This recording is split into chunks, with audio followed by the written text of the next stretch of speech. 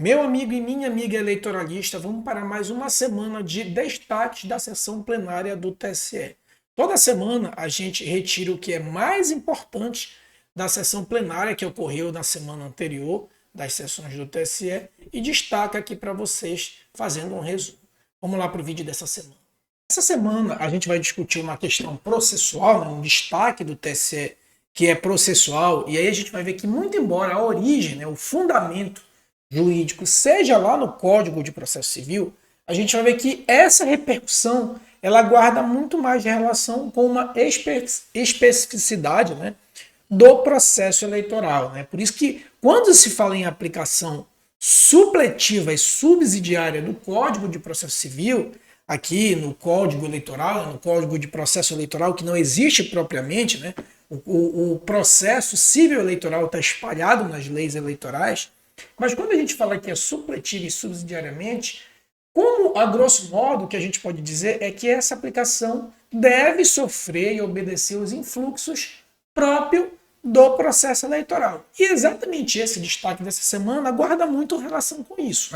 Então vamos lá, vamos sintetizar o entendimento e aí a gente já explica qual é essa especificidade aqui. Então, diz aí, gente, é uma síntese nossa, é uma síntese do ministro, uma síntese nossa, proferida aqui no recurso ordinário, portanto, sendo um recurso ordinário, a natureza cognitiva, a profundidade de análise do TSE é muito maior, diferente do que é num recurso eleitoral, mas a gente não vai muito ir por esse lado não. O que eu quero falar com vocês é sobre a produção de prova em recurso. Então, o entendimento sintetizado aqui pelo professor diz o seguinte: é válida a complementação de instrução em sede de recurso em AIGE, e aí eu destaquei muito em AIGE, porque o ministro fundamentou muito, que era o fato de ser em AIGE, desde que em instância ordinária, que é o caso, porque era um recurso ordinário, já que a eleição era uma eleição geral e se tratava de inelegibilidade, era aquele caso do senador Seif, lá de Santa Catarina, que em tese teria utilizado empréstimos de aeronaves de empresário e de um sindicato de calçados para alavancar sua candidatura. Então diz que em sede de AIGE, na instância ordinária, é possível a complementação de prova, porque essa representação, ou seja, qual a representação à AIGE, possui natureza inquisitória. O ministro falou muito que guarda muito relação com o inquérito penal lá do processo penal. Então, traduzindo aqui a grosso modo, seria uma espécie de um inquérito civil aqui, ou inquérito eleitoral, Claro, falando sempre a grosso modo, para que fique mais claro de forma didática. Então, segundo o ministro, isso foi acompanhado pela maioria da corte, foi vencido apenas o ministro Raul Araújo, que em sede de AIGE, e sobretudo considerando que era um recurso ordinário, não só pela previsão do Código de Processo Civil, que diz o seguinte, que reconhecida a necessidade de produção de prova, o relator, que foi o caso, converterá em diligência que se realizará no tribunal ou em primeiro grau de jurisdição, decidindo-se o recurso após a conclusão da instrução. Foi exatamente o caso dos autos.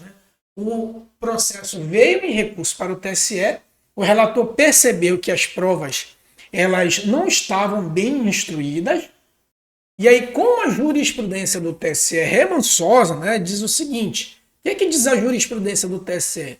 A jurisprudência do TSE diz que para condenar uma pessoa, sobretudo em sede de AIGE, e quando isso vai implicar na perda do mandato, então cassar registro / diploma, tem que ter a chamada prova robusta, para poder condenar. Não posso condenar com base em ilações.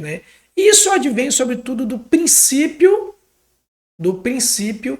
do indúbio, se tiver na dúvida, indúbio pró sufrágio, ou seja, indúbio, na dúvida, deixa-se o voto do eleitor, que também guarda relação com o princípio da intervenção mínima da justiça eleitoral.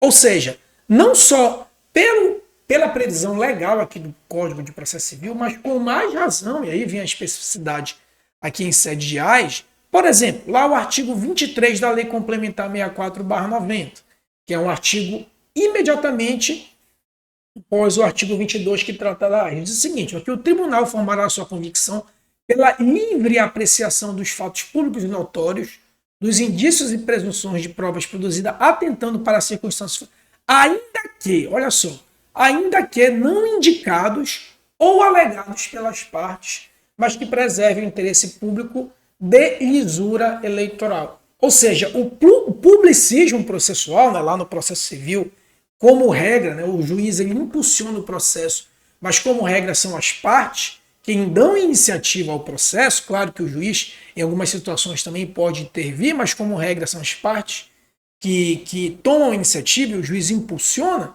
né, a despeito de, desde o Código de 2015, o juiz ter se tornado também um ator, vamos dizer assim, principal do processo, mas ainda assim lá ainda vige uma iniciativa das partes. Aqui no processo civil eleitoral, não.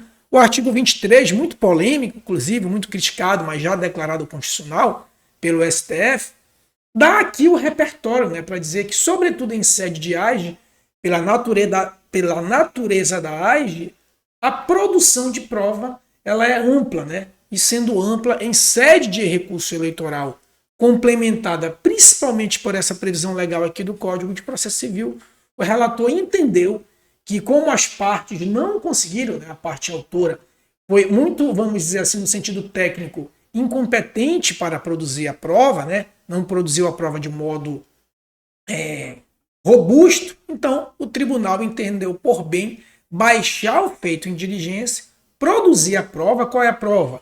Para que os representados, né, uma das pessoas que teria privilegiado os representados e os aeroportos, os aeródromos, informem, né, a lista de aeronaves e de passageiros utilizado durante aquela determinada campanha. Então deu um prazo aí de, salvo melhor, de 72 horas. Quando retornar essas informações, provavelmente o relator deve abrir vista, né, para intimar as partes para se manifestar e só então julgar o mérito.